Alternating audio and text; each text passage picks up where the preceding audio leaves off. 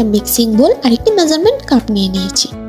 তো কাপের 1 কাপ পরিমাণ বেসন নিয়ে নিয়েছি আর কাপের 4 ভাগের 1 ভাগ নিয়েছি চালের গুঁড়া। অল্প একটু বেকিং সোডা নিয়ে নিয়েছি আর দিয়ে দিয়েছি স্বাদ মতো লবণ। তারপর দিয়ে দিয়েছি হাফ চামচের মতো মরিচের গুঁড়া, 1 কিউব চামচ হলুদের গুঁড়া, 1 কোয়ার্টার চামচ জিরার গুঁড়া আর অল্প একটু গরম মশলা। আর দিয়ে দিচ্ছি হাফ চামচের মতো কালো জিরা, যেটা শরীরের জন্য খুবই উপকারী। এখন এই সব শুকনো উপকরণগুলোকে একটি হ্যান্ড উইক্সের সাহায্যে আমি একটু মিশিয়ে নেব। তারপর একটু একটু করে পানি ঢালবো আর হ্যান্ড উইক্সের সাহায্যে এটাকে মেশাতে থাকবো যতক্ষণ না পর্যন্ত এরকম সুন্দর একটি ব্যাটার তৈরি হয়ে যায়।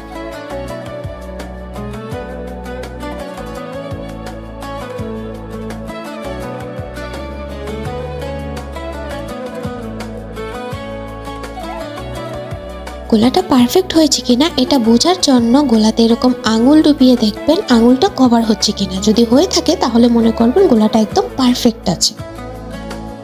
এখন ভেজে নেওয়ার পালা। কড়াইয়ের মধ্যে তেল দিয়ে এটাকে ভালোভাবে গরম করে নেব যাতে একদম ধোঁয়া ওঠে। ওই তেলের মধ্যে একটা একটা করে বেগুনিগুলোকে দিয়ে দেব আর ভালোভাবে নেড়েচেড়ে ভেজে নেব।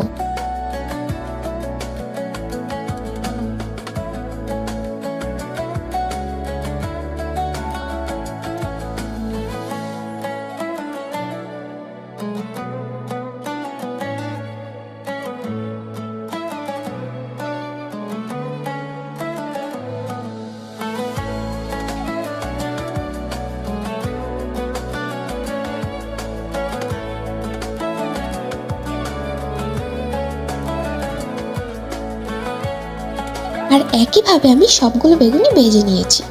আলহামদুলিল্লাহ ভালোই হয়েছে আর খেতেও মাশাআল্লাহ মজা হয়েছে। ইনশাআল্লাহ পরের বার আরো ভালো হবে। সবাইকে জানাচ্ছি রমজানের অগ্রিম শুভেচ্ছা। আজকের জন্য এইটুকুই। আল্লাহ হাফেজ।